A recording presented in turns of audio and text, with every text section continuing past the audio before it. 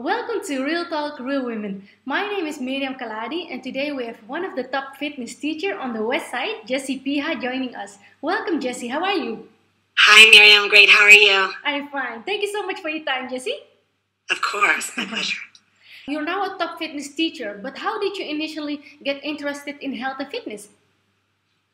Well, I started working at a health club in my early 20s, and I'd always liked fitness and, like sports that I played with, my siblings. But I started working at this health club, and I got the opportunity to learn Pilates when I was there. And it was kind of in the early 90s, and it was just sort of still becoming a new trend. And I got involved in it then, and it just became something, I think, because of working at the health club and starting to train. It was just something that I just did every day. And it wasn't until about 6 years ago that I really got interested in it when I got sober, because of fitness and health, nutrition, all goes together. But I wasn't doing them all together when I was younger. Right. You've gone through some very tough times in your life, dealing with addiction. In your chapter in our book, you explain how it wasn't until you got sober that you did some real soul searching. What did you learn during those times? Well, getting sober wasn't that challenging because I was ready to do it. I think a lot of my soul searching has come in the last few years, actually, because of the beginnings of my sobriety. It was just something that I was just trying to relearn how to live again, just in normal days, just to eat breakfast, to eat lunch, to eat dinner, because those were things I wasn't doing. And I started discovering things, getting back into health and fitness about my body image and self-esteem, and really seeing how I was brought up. I was brought up in Los Angeles, how that really affected who I am today. And I still struggle with it daily. You grew in a way that you never thought you were capable of. A lot of people might be going through hard times right now, not thinking that they will ever come out on top. What would you say to them? Well, the days that I spent that I didn't think I was ever going to get out of bed, the days, I spent every day, I wanted to die. My days were so meaningless, and I didn't see any possibility of coming out of where I was. So, I understand when young women especially or any women are in that position of just not being able to get up and not be able to cope and not be able to see one thing positive in their life. And when you're stuck in it, it's so hard, because when you're in it, to just find that one thing that you can be grateful for, whether it's, I have a pillow to put my head on. I've got a toothbrush to brush my teeth. I have, if you have a pet, your dog or your cat. It's so hard to see it when you're in it. It's so scary. But me, where I was at and the place I was in, and wanting to be off this earth, not wanting to be here anymore, and sitting here now and talking to you, and writing, being able to express myself and doing it. I'm a living proof that you can come out of it. There's something out there. There's something out there, a piece for everybody. It's so deep inside of you, though. When you're in the dark, it's so hard to find it. Now tell me about the role of Pilates in your journey. How has it helped your body and mind? Well, Pilates is, traditionally, Joseph Pilates, who's invented this. It was designed as a rehab system, and the machine is small, like a cot. I think the whole story is that he was in a prisoner of war, and literally the reformer is the size of a cot, and he made exercises and trained people, and that's what he did, and for rehabilitation. The form of Pilates I teach now is very different. The world now, the fitness world has become very evolved. There's a lot of hybrid exercises, so people mix up like yoga and Pilates, or Pilates, yoga and bicycling, spinning. And what I teach is Pilates, but what this person did, his name is Sebastian Legree, who invented the method I teach, is he took Pilates and married it with like a CrossFit mentality, like a cardio. So you're on the machine, but you get to keep your heart rate going. And for me, loving like loud music and getting like that endorphin rush, I went from the traditional Pilates that I was trained on and discovered this about 6 years ago when I gotten sober. A friend of mine introduced me to this, and I loved it. And for me, it's changed my body more than a traditional Pilates because it combines the cardio in it. But because of its, you have to have so much will and determination to, hold your body up, hold your own body weight up, that it changes you mentally. You have to have this focus and this drive, and you're in a class, so you feed off the energy of other people in the class. And that's when I take a class or when I teach it, that's what I work with. And so it's fun for me to have that energy teaching it or taking the class too. It sounds amazing. It's amazing. We should bring it to Amsterdam, actually. Yeah, please come by. You describe yourself as old school, and that today's world where everything happens fast and everyone is rushing is something you adapt to, but it's also something you sometimes resist. What can you share around it? Well, the fact that I'm Skyping with you right now doing this is my adapting to this completely. But I like, I grew up with typewriters, typing in school, and cassette players and answering machines. And I feel the anxiety coming back to me when I'm driving in my car and my phone is going off, or I know I have a message, an email, and I feel like I have to check the email right away. I have to know the messages coming in.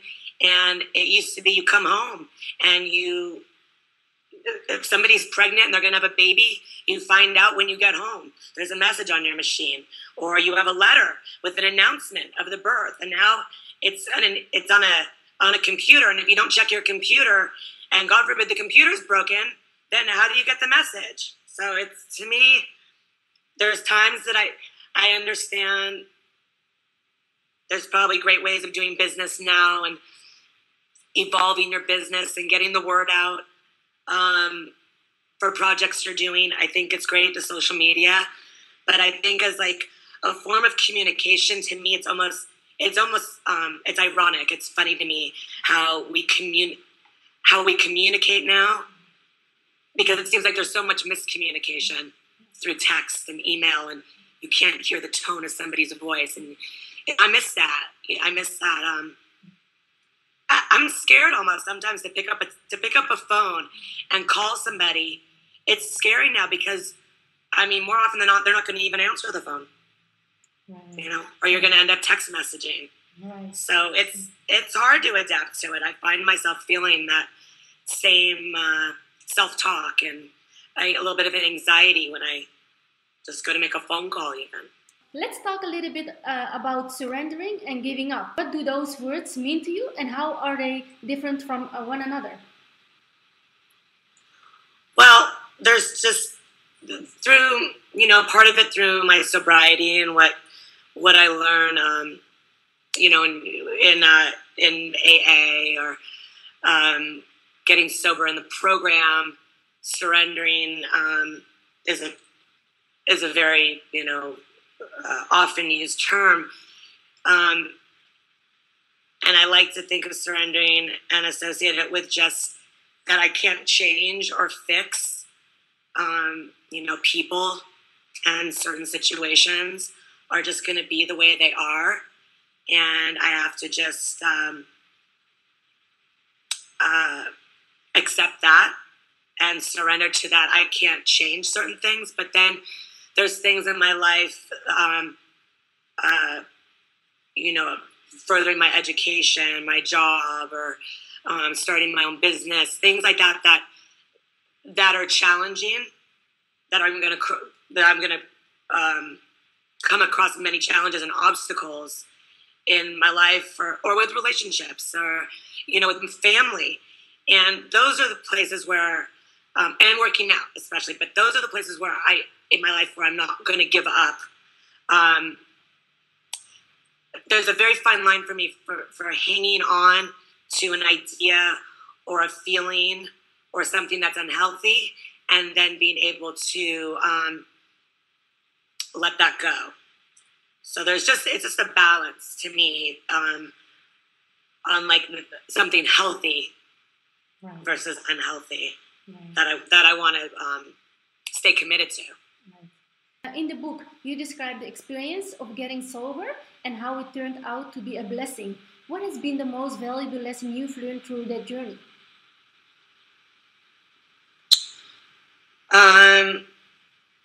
I think this question is so hard for me because I feel like in this last year, really, I've gone through more self-discovery and more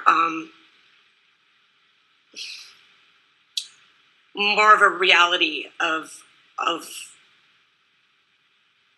my sobriety, of a program that people work when they get sober, that I haven't worked fully, because there's sober and there's days that I've, my 6 years and 7 months, however long it's been that I've been sober, not doing drugs and alcohol, but the work on myself and the work on giving back to other people, the work to be part of the program, to really, that I haven't done consistently. And I feel like that to me, I'm a very honest person. I wasn't honest during my years of drugs and drinking, and getting sober, being my integrity and my honesty, that's, something that I hold on to, that I'm very proud of now. And I think I feel a little guilty that I haven't done that program as much. I think I would have avoided a lot of conflict, perhaps, and complication in the last, few years had I been more involved. Getting sober is a blessing. It was a gift given to me that I was able to have that opportunity to do that with care, under a doctor's care. So I was very fortunate to have that. But now I have to do a lot of work on my own daily and still make connections with people, and reach out. And that's very hard for me to do that. After so many years of isolation, and that was what I was used to doing, it's easy to slip back into that, even sober. It's very easy to get into that. So I think I still work on that every day, Yeah. So it's challenging. And as a result of what you've gone through, you now pay it forward by empowering your clients to reach out, let go, and jump into something that may be scary at first, but will be rewarding in the long run. Tell me about your approach in working with people. Well, I'm tough. People were tough on me, when I was a kid. And I think that's just, part of who I am. I think that 99% of my clients appreciate my being tough and know me and know that it's from a place of love, and that I didn't have people that believed in me. I didn't feel that feeling when I was growing up, that people believed in me. So I got the toughness without feeling the empowerment. So I want to give them that you can do it, being tough, but them knowing that it's because I believe in them. I share with them as much as I can, as close as I can get, about my journey and what I've been through, because sober or not, whatever they're going through, when you overcome a challenge, or when you feel undefeated, that you win, that you accomplish something, that I know how great that feeling is. It's not all about losing weight. Where I work and what I teach, and the studio I work for is not all about just what somebody looks like. It's about making people feel that they're cared for, and that they're in a safe place to make the changes they want, to be vulnerable, that they can do that. But I definitely have a tough approach. I have it's not easy what I teach. It's not easy to do the workout that I teach, and I'm impressed with the people that come in and stick with it. They're strong people. Amazing. You open yourself up, and that breaks barriers of others, making them vulnerable. How is vulnerability connected to achieving breakthroughs? I mean, there's a fine line between being, keeping it professional, being professional where you are doing your business. But I have a very unique job where I get to connect with people, where, I have to contact not just mentally, but physically. I have to, help adjust their bodies, help their alignment. So when you're making a contact with somebody, not just mentally, but physically, there has to be a level of trust, and it's a rapport. But not everyone knows my background. No one would. Most of my clients won't know. They know what they see.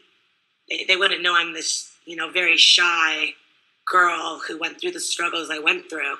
So without actually telling them my story, I have to somehow communicate with them that it's okay for them to feel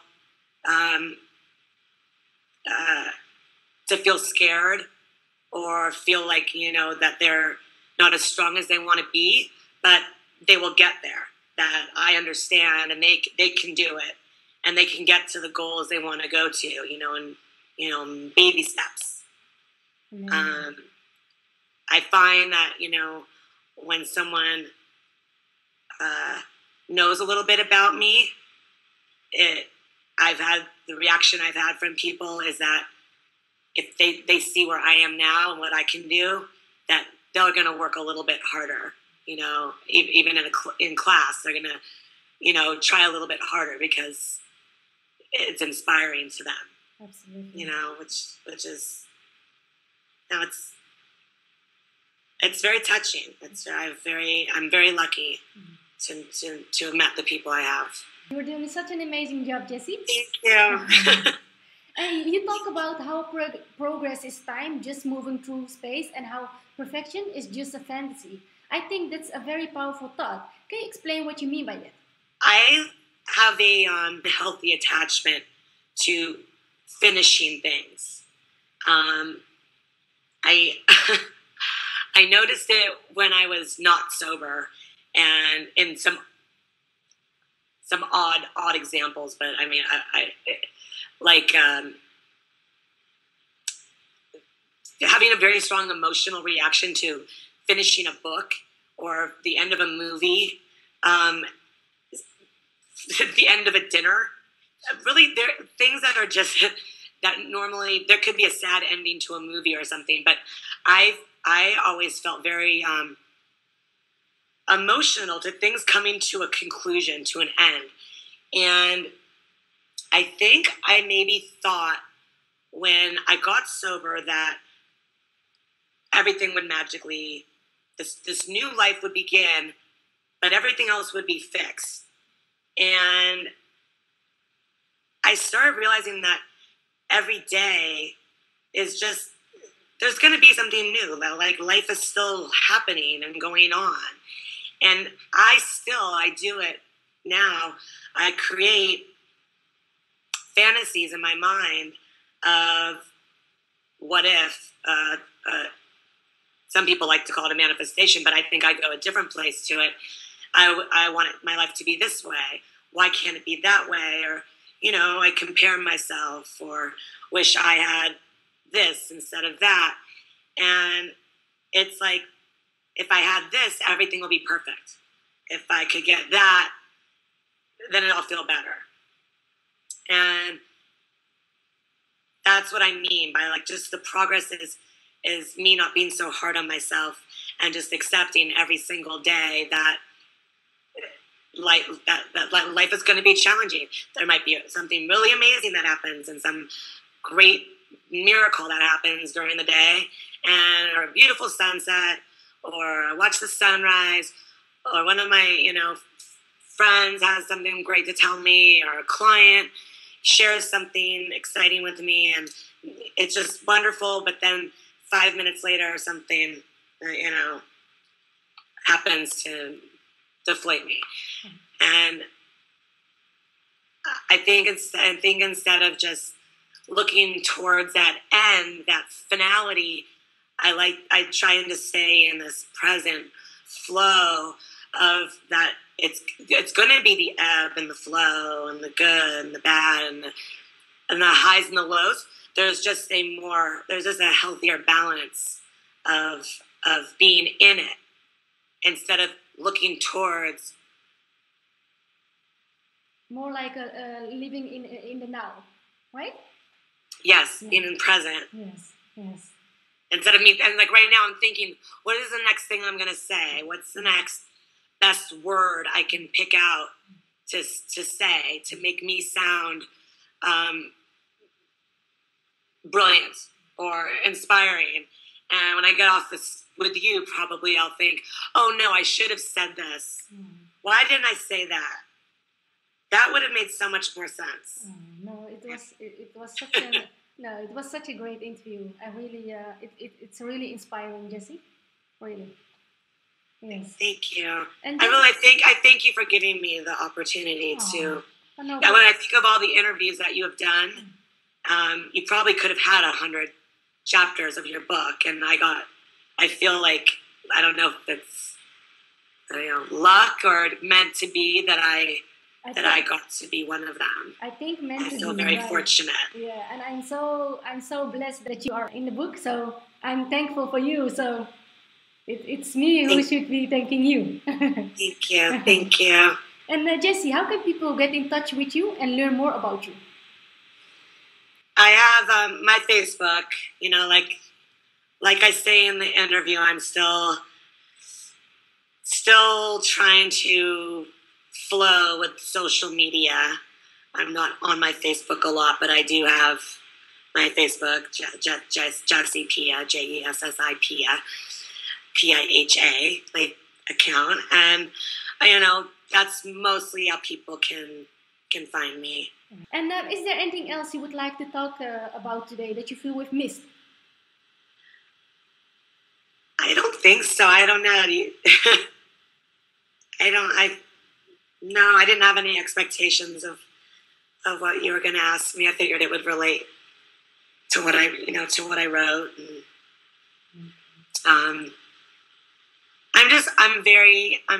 I'm very touched. I'm a little late. I'm almost overwhelmed, and I feel like, I do consider myself kind of a very shy and humble. It's hard for me to talk about myself, or I